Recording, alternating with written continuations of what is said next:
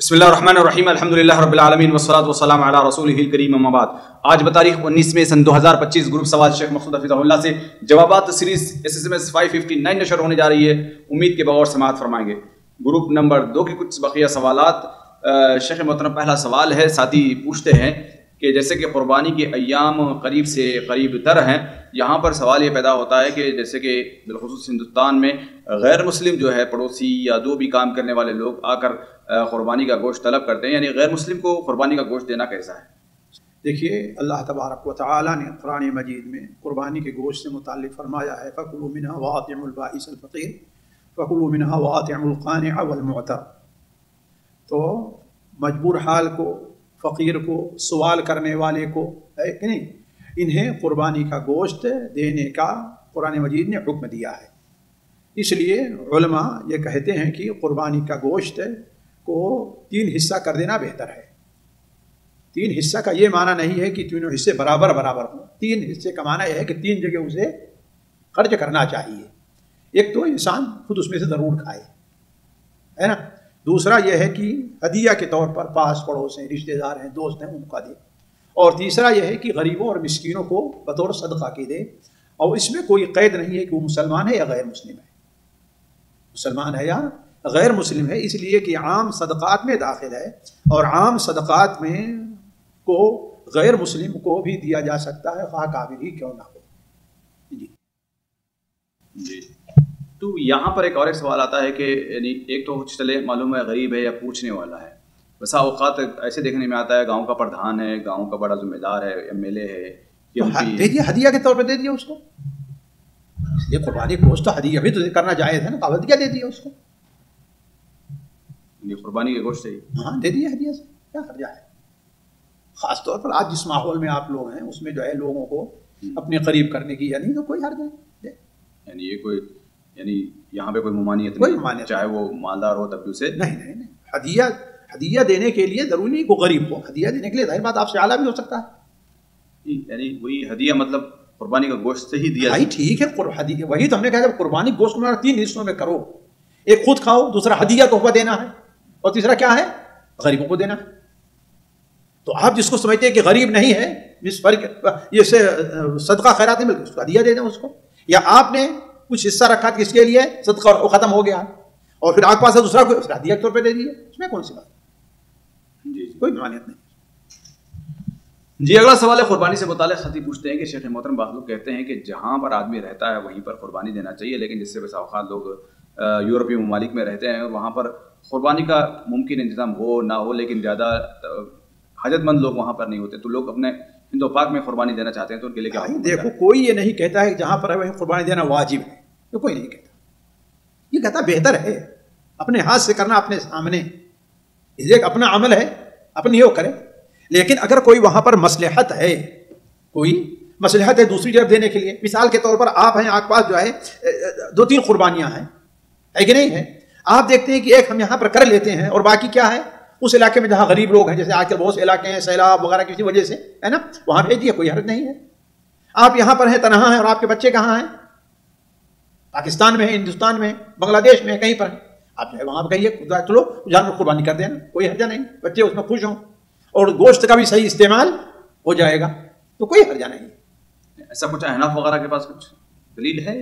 واللہ اعلم، مجھے نہیں معلوم ہے کہ کہتے ہو کہ ہاں اپنے ہی یہاں سے کرنا۔ شیخ بن عثیمین وغیرہ نے اس سلسلے میں یہ کہا ہے کہ یہ کہ شعیرہ ہے، اور دھیرے دھیرے لوگ معمولی روپ میں اسے چھوڑتے چلے جا رہے ہیں، جب سب لوگ باہر ہی بھیجتے جائیں گے تو آپ یہاں شعیرہ کیا معاملہ ہوگا، ہے کہ نہیں ہے؟ تو کیا ہے، اپنے ہاتھ سے قربانی کرنا یہ جو ہے ضروری ہے، وہ کہتے ہیں اس کی وجہ صرف یہ نہیں ہے کہ ہاں کہیں جانا جائز ہی نہیں ہے، وقت ضرورت دوسری جگہ بھیجا جا سکتا ہے۔ اگلا سوال ہے، ساتھی پوچھتے ہیں کہ شیخ محترم عرفہ کے میدان میں جیسے کہ دیکھا جاتا ہے کہ بہت سارے لوگ باہر کھڑے ہو کر دعائیں کرتے ہیں ظہر کے بعد یا عصر کے بعد، اس طریقے سے جیسے آج کل کڑی دھوپ ہے، تو ایسے موسم میں یا عام موسم میں کیا کوئی فضیلت ہے عرفہ کے میدان میں باہر آسمان کے تلے نیچے کھڑے ہو کر دعا کرنے کی؟ بھائی دیکھیے، اس سلسلے میں نبی کریم صلی اللہ علیہ وسلم سے کچھ وارد نہیں، آپ کے بارے میں جو وارد ہے کہ آپ صلی اللہ علیہ وسلم سے اوقات آپ کھڑے دھوپ میں تو صحابہ نے آپ پر سایہ کر لیا، آپ کے لیے نمرہ میں خیمہ لگایا گیا، ہے کہ نہیں ہے، اور یہ بھی وارد ہے کہ آپ صلی اللہ علیہ وسلم عرفہ کے میدان جو کھڑے ہوئے دعا کرنے کے لیے، دعا کے وقت آپ کیا تھے؟ اپنی اونٹنی کے اوپر بیٹھے ہوئے تھے وہاں، یہ نہیں ہے کہ آپ کے سائے میں تھے۔ تو حدیثوں سے پتہ چلتا ہے کہ انسان سایہ محرم جو ہے اس کے لیے سایہ میں بیٹھنا یا سایہ کرنا، یا جس طریقے سے شیعہ کرتے ہیں گاڑی ان کی کیا رہتی ہے، کھلی رہتی ہے، اس میں جانا، یہ کوئی ضروری نہیں ہے۔ وقت ضرورت محرم سایہ کر سکتا ہے۔ لہذا اس سلسلے میں جو دیکھا جائے گا اصل یہ ہے کہ دیکھیے عبادت کی روح کیا ہے، خشوع اور خضوع ہے۔ دعا کر رہا ہے اس میں کیا ہے؟ اللہ تعالیٰ کے ساتھ کیا ہے؟ لگاؤ۔ اب انسان کو یہ دیکھے گا کہ اسے یہ چیز کہاں حاصل ہو رہی ہے۔ اگر ٹھیک ہے باہر ہے کھڑا ہو جائے، باہر ہے کھڑا ہو جائے دعا کرے تو اچھی چیز ہے، لیکن ہے کہ اگر انسان صحت کے لحاظ سے کمزور ہے، یا آج کل جیسے لوگ جو ہے دھوپ کو برداشت ہو سکتا ہے کہ انہیں ضربہ شمسیہ اسے کہتے ہیں، یعنی جو ہے ہو جائے، یعنی اس سے جیسے کہ لو لگ جانا کہتے ہیں، ہے نا، اس قسم کی چیزیں ہیں، تو ٹھیک ہے وہ انسان اللہ تعالیٰ جو ہے سختی نے لکھا ہے خیمے میں رہ کر کرے۔ یعنی کہنے کا مطلب ہے کہ اس کا افضل ہونا نہ افضل ہونا کیا ہوگا؟ انسان کی اپنے حالت کے اوپر ہوگا کہ انسان کی حالت کیا ہے۔ ہاں اسے کوئی فرق نہیں پڑتا تو ٹھیک ہے، نبی کریم صلی اللہ علیہ وسلم باہر دعا، باہر کرو کوئی حرج نہیں، کھڑے ہو کر کے دعا کرو۔ آپ صلی اللہ علیہ وسلم نے جہاں پر اونٹی پر آپ صلی اللہ علیہ وسلم بیٹھ کر کے آپ نے دعا کر دے رہے ہیں، کھڑے ہو کر کے آپ نے دعا کی ہے تو ٹھیک ہے، کوئی حرج نہیں اس میں۔ جی فرق مثال کے طور پر اب ظاہر سی بات ہے اے سی کے اندر بیٹھا ہوا وہاں تو اچھا لگے گا، اور جب باہر نکلے گا آدمی بھلے سے چھاؤں میں ٹھہرا ہوا ہو لیکن تکلیف ہوگی، کیا اس تکلیف کو برداشت کرے گا؟ بھائی یہی تو ہے نا کہ تکلیف کیا ہے، ہر انسان کو تکلیف ہے، نماز میں کھڑے ہوتے ہیں آپ کو تکلیف ہے، لیکن ایک ایسی چیز ہے جس سے انسان کی خشوع اور خضوع میں کوئی فرق نہیں پڑتا ہے کہ نہیں؟ دعا میں دل لگا ہوا فرق نہیں پڑتا ہے۔ ہم نے بہت سے لوگوں کو دیکھا کھڑے ہوئے عادت نہیں 5 منٹ کا بیٹھ گئے، کھڑے تھے جو حج کے ایام میں ہم نے دیکھا کھڑے رہے، کیا ہوا تھوڑی دیر میں بیٹھ گئے۔ تو جب ایسی صورت حالت انسان بیٹھ کر کوئی حرج نہیں، خیمے میں بیٹھا ہوا، اصل چیز یہ ہے کہ اللہ تعالیٰ سے آپ کا لو کہاں زیادہ لگ رہا ہے۔ جی یعنی اس میں کوئی خیر نہیں ہے کہ آدمی پریشان بھی ہے، پیر درد ہو رہے ہیں یا گرمی ہو رہی ہے، اس کو پسینہ پسینہ ہو رہا ہے، اللہ کے رسول صلی اللہ علیہ وسلم نے ایسی کوئی بات نہیں فرمائی ہے۔ جی اگلا سوال ہے ساتھی پوچھتے ہیں شیخ محترم، جس سے اس سے پہلے بھی مجھے سوال گزرا تھا اس ویڈیو کو لے کر جس میں اسپرے سے وضو کرنے کا شیخ نے طریقہ بتایا تھا، آپ نے اس کا جواب دیتے ہوئے کہا، اس ساتھی نے سوال کیا کہ اس کا یعنی کن وجوہات کی بنا پر آپ نے ان کو یعنی نہ ہونے کا قرار دیا کہ وہ وضو مکمل نہیں ہوگا، کیا وجوہات ہے اس کی طرح اور تفصیل بتا دیں تو مہربانی ہو۔ دیکھیے اس سلسلے میں مجھے چند باتیں کرنی ہے، اس پر توجہ دے لی جائے تو مسئلہ واضح ہو جائے گا۔ پہلی چیز یہ ہے کہ جو طریقہ حضرت بتلا رہے ہیں، اب ظاہر بات ہے حضرت ہیں، مجھ جیسے لوگ چھوٹے منہ بڑی بات ہوگی، لیکن ایک اصل مسئلے کے اعتبار سے میں بات کہہ رہا ہوں، وہ یہ ہے کہ کیا ناک میں پانی ڈالنا اور ناک صاف کرنا یا کلی نہ کرنا اتنا آسان مسئلہ ہے اسے معمولی عذر کی بنیاد پر چھوڑ دیا جائے؟ جبکہ بہت بڑی جماعت علماء کی، ہمارے خود علماء حدیث شیخ الاسلام ورقہ المرآت وغیرہ میں یہ کیا ہے کہ کلی کرنا اور ناک میں پانی ڈالنا وضو میں ضروری ہے، واجب ہے نا۔ اس کی بہت سی وجوہات پیش کی ہیں۔ ایک وجہ تو ہے سنن ابو داؤد ہی میں روایت ہے، شیخ الحدیث نے متعدد حدیث مرآت میں ذکر کی ہے، سنن ابو داؤد پچھلی مجلس ہم نے ذکر کیا کہ وَإِذَا تَوَضَّأْتَ فَمَضْمِضْ، ہے کہ نہیں؟ جب تم وضو کرو تو کیا کرو؟ کلی کرو۔ اور وہی حدیث ہے سنن ابو داؤد میں وَبَالِغْ فِي الْإِسْتِنشَاقِ إِلَّا أَن تَكُونَ صَائِمًا، اگر روزے سے نہیں ہو تو ناک پانی مبالغہ سے کام لو۔ تو جب روزے میں مبالغہ سے یعنی عام حالات میں کیا ہے؟ ناک میں پانی ڈالنا ہے۔ اس کے علاوہ اور بھی بہت سی ضروری ہیں۔ اور کیا نبی کریم صلی اللہ علیہ وسلم نے اپنی پوری زندگی میں کوئی ایسا وضو کیا ہے جس میں آپ نے کلی اور ناک پانی نہ ڈالا ہے نا؟ تو پہلی چیز یہ انسان کو ذہن میں رکھنی چاہیے۔ دوسری چیز یہ ہے کہ دیکھیے قرآن اور حدیث میں جو ہے وہ اعضاء کے دھونے کا حکم ہے، فَاغْسِلُوا وُجُوهَكُمْ وَأَيْدِيَكُمْ إِلَى الْمَرَافِقِ۔ سوال یہ ہے کہ غسل یعنی دھونا لغت میں اور شرع میں کس کو کہتے ہیں؟ لغہ اصل میں غسلہ کے معنی ہے پانی بہانے کے، کس کے؟ پانی بہانے کے، یعنی دھونا یہ ہے کہ آپ کے وضو پر کیا ہے؟ پانی بہ جائے، جو اعضائے وضو ہے اس پر کیا ہے؟ پانی بہ جائے۔ حتیٰ کہ امام مالک کے ہاں تو کیا ہے؟ رگڑنا بھی کیا ہے؟ وہ واجب ہے، لیکن عام علماء کے نزدیک کیا ہے؟ پانی کا بہ جانا ہے۔ اور ظاہر بات ہے یہ پانی بہے گا کب؟ جو اسپرے کی صورت بتا رہے ہیں اس سے پانی بہے گا تو ایک طرف سے بہے گا لیکن دوسری طرف سے نہیں بہے گا. اور جو حضرت نے طریقہ بتایا ہے اس میں بہت سا طریقہ کیا ہوگا, پانی کے مسح کا ہوگا. یعنی ایک جگہ پانی پڑا اس کو لے کر کے آپ نے کیا ہے دوسری طرف, یعنی ادھر وضو نہیں کیا, ادھر کیا آپ نے کیا کیا مسح کیا ہے. تو لہذا دیکھیے شریعت میں جو ہے لغت میں ہے الرش ہے, النضح ہے اور الغسل ہے. رش عام چھینٹا مارنا ہے, نضح یعنی بکثرت چھینٹا مارنا ہے, کپڑا کیا ہے گیلا ہو جائے, اور غسل کیا ہے کہ پانی بہنے لگے. آپ کا کپڑا ہے تو اس کو نچوڑنا پڑے تو پانی گرے. تو ان کی جو بیان کی گئی وہ تقریباً نضح کی ہے اور کیا ہے غسل ہے. تو اس لیے بھی یہ چیز قابل قبول نہیں ہے کہ ہاں اسپرے مار کر کے کیا ہے بس اپنا کام چلا لے. اور تیسری بات یہ ہے کہ اگر اس وقت لوگوں میں علمی بیداری ضرور ہے لیکن دینی بیداری نہیں ہے. فرق سمجھیں, علمی بیداری ضرور ہے اس لیے کہ علم لوگوں کے نزدیک کیا ہے لیکن دینی بیداری نہیں ہے. آپ دیکھیں گے, آپ بھی ملاحظہ کیے ہوں گے, ہم نے ایک سے زائد بار ملاحظہ کیا, آپ حرم میں بیٹھے ہیں اور بغل میں ایک شخص ہے وہ سو رہا ہے, کراٹے بھی لے رہا ہے, اور وہ بھی 1-2 سیکنڈ کی بات نہیں ہے. ہاں جب آپ اٹھائیں گے تو وضو کی نہیں میرا وضو ہے, ایسا ہوتا ہے کہ نہیں ہوتا ہے. تو اب دینی بیداری کے لوگوں میں یہ حال ہے. اب اس چیز کو لوگوں نے دیکھ لیا, موقع پا لیا, تو معمولی سے عذر کی بنیاد پر کیا ہوگا کہ اسی سے کام کرائیں گے, وضو کرنے نہیں جائیں گے.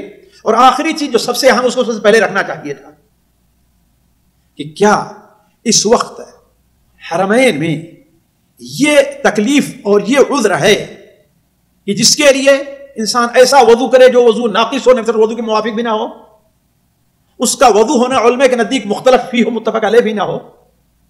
اب آپ دیکھیں گے کہ اس وقت حتیٰ کہ حرم کی چھت کے اوپر بھی وضو کا انتظام کر دیا گیا ہے کہ نہیں. جگہ جگہ آپ دیکھیں گے کہ اوپر ہر جگہ تو معمولی سی انسان کو حرکت کرنی پڑے گی, اسے وضو کرنا مل جائے گا. اب آپ یہ فتویٰ دے دیں گے تو کوئی آدمی ڈھونڈنے جائے گا پانی کو؟ جی کوئی ڈھونڈے گا نہیں ڈھونڈے گا, اسی پر اپنا گزارا کر لے گا. اور یہ بہانہ کہ ہاں بھائی ہماری جگہ چلی جائے گی, یہ کوئی عذر نہیں ہے, یہ کوئی عذر نہیں ہے. جگہ چلی جائے, بڑی وسعت ہے اس وقت حرمین میں ہے کہ نہیں, خاص طور پر باہر کے میدان میں بڑی وسعت. تو کہنے کا مطلب یہ ہے کہ اس چیز کو لوگوں میں عام کر دینے کا نقصان زیادہ ہے, اس کا فائدہ کم ہے. جی مگر یعنی حرم میں ایک آدمی بزرگ ہے, اس کو وہاں تک جا کر آنا یقیناً کافی مشقت کا کام ہے, تو یہ عذر نہیں ہو سکتا. کہاں تک جا کر آنا ہے؟ حمام تک جا کر آنا. حمام نہ جائے بھائی, حمام میں نہ جائے, چھت ہی کے اوپر دیکھے کنارے بنا ہوا ہے. تو بہت بڑی شیخ اپنے گھر کے اندر رہتا ہے, حمام جاتا ہے کہ نہیں جاتا ہے؟ شیخ وہاں 1 کلومیٹر چلنا پڑتا ہے. 1 کلومیٹر نہیں چلنا ہے شیخ, 1 کلومیٹر کا معاملہ نہیں ہے, اور اگر جائے تو اللہ کے لیے چل رہا ہے نا. تو یہ قابل عذر نہیں ہے کہ وہ اس طریقے سے وضو کر لے. یہ وضو ہی نہیں ہوا بھائی نا, اصل تو یہ تو وضو ہوا ہی نہیں ہے نہ.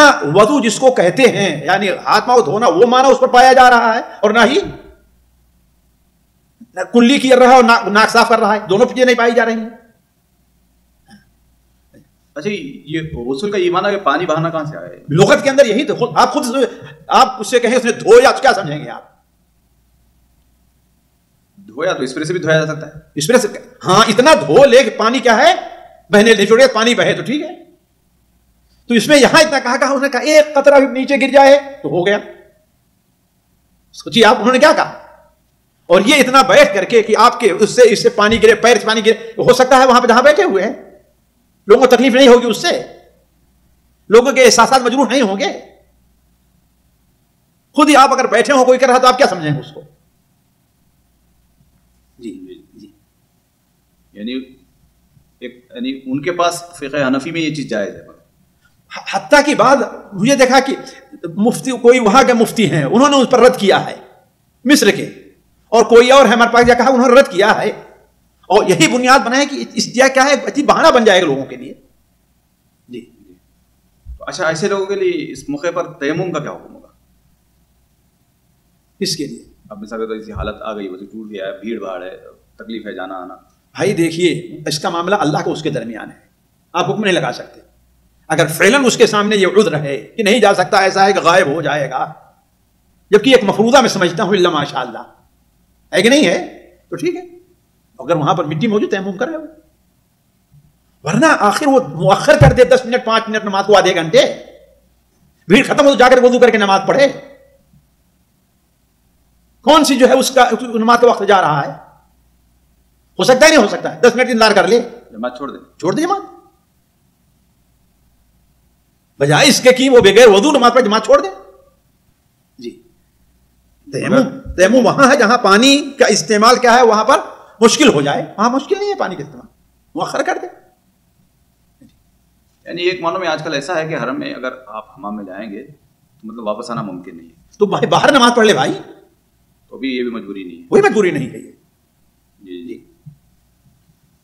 جی اگلا سوال ساتھی نے ایک پوسٹ بھیجی جس کے اندر ایک نبی کریم صلی اللہ علیہ وسلم پر درود پڑھنے سے متعلق وہ حدیث بیان کرتے ہوئے بتایا گیا ہے کہ العلم المکنون کا لفظ استعمال کیا گیا کہ اللہ کے رسول نے وہاں پر فرمایا. تو یہ کیا چیز ہے اور کیا وہ حدیث جس میں کہا گیا کہ 2 فرشتے آمین کہتے ہیں اس طریقے سے، یہ حدیث کہاں تک صحیح ہے؟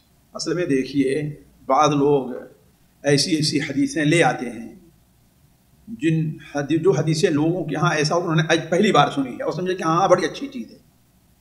یہ حدیث سنن انہیں معجم طبرانی کبیر وغیرہ میں حضرت عمر الخطاب رضی اللہ تعالیٰ عنہ سے ہے کہ لوگوں نے آپ سے پوچھا آپ صلی اللہ علیہ وسلم بارے میں درود بھیجنے کے لیے، تو کہا آپ نے کہا کہ یہ وہ پوشیدہ علم ہے جس کے بارے میں تم نے سوال کیا، اگر تم سوال نہ کرتے تو میں اس کو نہ بتاتا تم لوگوں سے. تو گویا آپ صلی اللہ علیہ وسلم لوگوں سے علم کو چھپا رہے تھے. پھر آپ نے فرمایا درود بھیجتا ہے تو اللہ نے 2 فرشتوں کو متعین کیا ہے، وہ کہتے ہیں اللہ تعالیٰ اس کو معاف کر دے، اور جب فرشتے اللہ معاف کر دے کہتے ہیں دوسرے تیسرے فرشتے اور جو ہے اللہ تعالیٰ اس پر آمین بولتا ہے کہ نہیں. تو یہ حدیث امام حیثمی رحمہ اللہ اپنی کتاب مجموع الزوائد میں نقل کرنے کے بعد نقل کرتے ہیں، اس میں ایک راوی حکم بن عبداللہ ہے، وہ کذاب ہے، جھوٹا ہے. کیا ہے؟ کذاب. اور اسی حدیث کو امام سخاوی رحمہ اللہ اپنی کتاب القول البدیع میں نقل کرتے ہیں اور کہتے ہیں کہ اس کے اندر جو ہے ایک راوی ہے، انہوں نے شاید کذاب کہا یا متروک کہا، یعنی ایسا کہ بالکل ترک کیا ہوا ہے. علی کل حال وہ حدیث شبہ موضوع ہے، وہ حدیث قابل عمل نہیں ہے. جی اگلا سوال ہے ساتھی پوچھتے ہیں شیخ محترم جیسا کہ آج کل موبائلز وغیرہ میں بارش کی پیشین گوئی کی جاتی ہے تو اس کو لے کر بہت سے کرنے پہ نہیں جاتے ہیں یا چھٹی کر دیتے ہیں، تو اس طریقے کا جو بھروسہ ہے اس چیز پر یہ کیا معنی رکھتا ہے؟ بھائی دیکھیے اس سے توکل میں کوئی فرق نہیں ہونا چاہیے، ہے کہ نہیں ہے؟ یہ ایک اندازہ ہوتا ہے اور یہاں پر ایک نہیں 2 نہیں کئی بار جو ہے یہ اندازہ غلط ثابت ہوا ہے. میں نے اندازہ لگا کیا ہے، ہاں بھائی وہ جی غلط ثابت ہوا، بلکہ ابھی ماضی قریب کے اندر جو ہے اوسط متوسط درجے کی بارش ہوگی، یعنی سخت بارش اور متوسط درجے کی ہوگی اور صرف چند چھینٹے پڑے اور ختم ہو گئی بات. تو یہ ایک لوگوں کا اندازہ ہے، وہ کسی سعودیہ میں کہتے ہیں باذن اللہ، ایسا کیا ہوگا باذن اللہ، لیکن جو ہے اس کے خلاف بھی ہو سکتا ہے. تو اس کی وجہ سے انسان اپنا کاروبار چھوڑ دے، یہ کر دے وہ کر دے، یہ چیز صحیح نہیں ہے.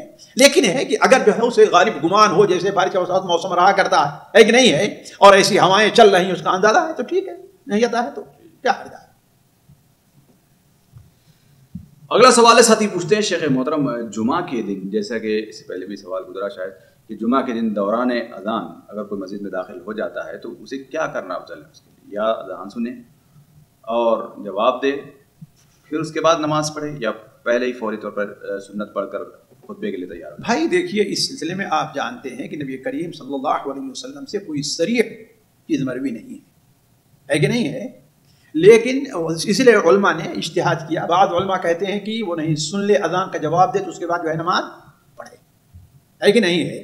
لیکن ہم نے جو سمجھا ہے دیکھیے کہ ایک تو ہوتا ہے کہ اذان کا بالکل آخر کا مرحلہ ہے کہ نہیں، یعنی اسے دیر تک کھڑا نہیں ہونا. بعض مؤذنین ہوتے ہیں آپ دیکھیں 4 منٹ 5 منٹ تک اذان دیتے ہوتا ہے نا، ہے کہ نہیں ہے. اب جو ہے اذان کا جواب دینا یہ سنت فضیلت یا تاکید امر ہے کہ نہیں ہے، اور خطبے کا سننا کیا ہے، یہ واجبی چیز ہے. لہذا اگر کوئی شخص پہنچتا ہے اور شروع اذان میں ہے نا تو اسے چاہیے کہ وہ سنت پڑھ لے تاکہ خطبہ سننے کے لیے وہ فارغ ہو جائے. مؤذن کی اذان ختم ہوتی رہے گی، وہ اپنی نماز سے کیا ہے فارغ ہو جائے. اور اگر دیکھے کہ ہاں بھائی اذان کے بالکل آخری مرحلے میں ہے تو اگر اذان کا جواب دے کر کے پڑھتا ہے تو انشاءاللہ کوئی حرج نہیں ہے. جی یہاں پر اگر کوئی یہ دلیل دے کہ مسجد میں آنا ہے اور سننا ہے، یعنی اس کے لیے خاموشی ضروری ہے، خطبے کے لیے واجب. اچھا تو خاموش تو ہے وہ، تو اس کا کام تو ہو ہی رہا ہے. اگر وہ اذان دے کر اگر نماز پڑھ رہا ہے، سنت پڑھ رہا ہے، تو اذان میں کہاں خاموش؟ اصل خطبے میں خاموشی کا معاملہ ہے نا. تو خاموشی تو کہاں خاموش رہا؟ وہ تو اذان ہو رہی ہے نا، کہاں خطبہ شروع ہے؟ نہیں، جو لوگ یہ کہتے ہیں کہ پہلے اذان کا جواب دیں، ہاں، پھر اس کے بعد نماز پڑھے، خطبہ پہلے سے چلتا رہے. بھائی دیکھیے، نماز جب خطبہ جب ہو رہا ہو تو کسی کو وہاں کوئی حرکت کرنے، کسی کو منع کرنے اس کی بھی ضرورت نہیں. اصل کیا ہے؟ استمع، سنے. وہ نماز پڑھتا ہے کہ سنے گا وہ. یہ کہیے کہ تحیت المسجد اور نماز کی اہمیت کے پیش نظر اس وقت اللہ کے رسول نے اتنی اجازت دے دی ہے کہ تو ہلکی رکعت نماز پڑھ لے. وَلْيَتَجَوَّدْ فِيهِمَا، اور کیا کرے وہ؟ ہلکی نماز پڑھے. ہے کہ نہیں؟ یہ اصل میں آپ نے اجازت دی ہے. ورنہ جو آدمی نماز پڑھتا رہے، سنا کہاں سن رہا ہے وہ؟ اگر سن رہے گا تو نماز نہیں پڑھے گا وہ. تو یہ دلیل تو کوئی دلیل ہے نہیں. غور سے سننا یہ واجب ہے. اور کیا کرے گا وہ؟ کیسے سن پائے؟ خود ہی سوچئے. سننا یعنی خطیب کیا کر رہا ہے وہ یہ تو سمجھے نا. اچھا، اب جیسے عربی میں ہو رہا ہے خطبہ، تو آدمی کا تو ذہن تو لگے گا ہی نہیں وہاں پر کہیں جگہوں پر. تو کس بارے میں؟ خطبے کے اندر تو وہ گنہگار ہوں گے سارے جتنے بیٹھے ہوئے. غور سے سن رہا ہے نا. میں کہاں کر رہا ہوں کہ جو ہے اس کو سمجھنا ضروری ہے. وہ ہے خاموش ہو کر کے وہ سنے، وہ کوئی دوسری حرکت نہ کرے. یہاں تو پوری نماز پڑھ رہا ہے وہ. تو آپ کیا کہیں کہ وہ بیٹھا ہوا ہے، سمجھ نہیں رہا ہے، تو کھڑے ہو نماز پڑھنے کے اس کے لیے آپ اجازت دیں گے؟ جی اجازت دیں گے آپ کے بقول جیسے آپ حجت پیش کر رہے ہیں اس کو کھڑے ہو کر نماز، ہم تو سمجھ ہی نہیں کیا کہہ رہا ہے، ہمیں نماز پڑھنی چاہیے. تو ہی نہیں. اصل چیز یہ ہے کہ خطبے کے دوران انسان اپنے آپ کو فارغ کر لے. کس چیز کو؟ خطبہ سننے کے لیے. جی اگلا سوال کو سوالات خواتین گروپ سے شامل کیا جاتا ہے. پہلا سوال ہے، بہن پوچھتی ہے شیخ محترم کہ اگر وراثت کا معاملہ اگر کسی گھر میں ہو تو وہاں پر یعنی بہن کے ساتھ ساتھ بہن کے شوہر کو بھی کیا حق بنتا ہے کہ وہ وراثت کے بارے میں پوچھے؟ کس سے پوچھے؟ خاندان والوں، گھر والوں سے. کہ اگر بیوی جو ہے اس کو وکیل بنا دے دی، بالکل پوچھ سکتا. جاؤ جو ہے میرا حق ان سے مانگو، تو کو وکیل بنا دی، ٹھیک. اور اگر نہیں تو بہن عورت کا حق ہے، وہ نہیں لینا چاہتی تو اس کو کوئی حق نہیں بنتا ہے اس کو مجبور کرنے کا، مجبور تو اس کی طرف سے دفاع کرنے کا. جی علی کل حال اصل حق کس کا ہے؟ وہ تو لڑکی کا ہے. اگر وہ کہتی ہے شوہر سے، اجازت دیتی ہے، چاہے اجازت دو قسم کی ہے، ایک اجازت کیا ہے زبان سے، اور ایک اپنے رضامندی ثبوت سے، تو ٹھیک ہے، نہیں تو نہیں. یعنی وہ اگر وہ منع کر دے تو پھر اجازت نہیں ہے. بالکل نہیں اجازت. اگر منع کر دے، اگر نہ منع کرے بولے گی آپ بول دو، ہاں تو ٹھیک ہے، تو اتنا بولنا بھی کافی ہے. بالکل انٹر ہو سکتا ہے اس معاملے میں. جی اگلا سوال بہن پوچھتی ہیں شیخ محترم، جیسے کہ قرآن مجید میں سورہ صافات میں حضرت ابراہیم علیہ السلام کے لیے اللہ رب العالمین نے قلب سلیم کا ذکر کیا ہے، تو میرا بھی دل کرتا ہے کہ میرا بھی دل ایسا ہو جائے، تو کیا ایسی تمنا رکھنا کیسا ہے؟ کوئی حرج نہیں. الا من اتى الله بقلب سلیم. اللہ تعالیٰ دعا کہ اللہ تعالیٰ آپ کو بقلب سلیم عطا فرمائے. جی ہے کہ نہیں ہے؟ جیسے رسول عبادت، میں بھی عبادت گزار بن جاؤں، ہے کہ نہیں؟ اب ظاہر بات ہے رسول کی تو فرق ہوگا، حضرت ابراہیم اس میں فرق ہوگا، لیکن ایک ہی تمنا انسان دعا تو کر ہی سکتا ہے کہ اللہ اسے قلب سلیم عطا کرے، بلکہ دعا کرنی چاہیے. جیسا کہ حدیث کے اندر آیت بھی ہے نا، اللہم انی اسألک قلبا سلیما ولسانا صادقا، جیسا کہ سنن نسائی وغیرہ میں ہے، شداد ابن اوس کی روایت ہے. جی اگلا سوال ہے، بہن نے دو آیتیں بھیجی، ایک سورہ زمر کی اور ایک سورہ قصص کی، ونفخ فی الصور فصعق قولی اور کل شیء ہالک. اس کو کیسے سمجھا جائے گا؟ دونوں میں کوئی تعارض نہیں ہے. یہاں پر اللہ تبارک و تعالی پہلی آیت سے پڑھیں تو اس آیت کیوں آئی ہے؟ یہ ہے وَلَا تَدْعُ مَعَ اللَّهِ إِلَٰهًا آخَرَ لَا إِلَٰهَ إِلَّا هُوَ كُلُّ شَيْءٍ هَالِكٌ إِلَّا وَجْهَهُ.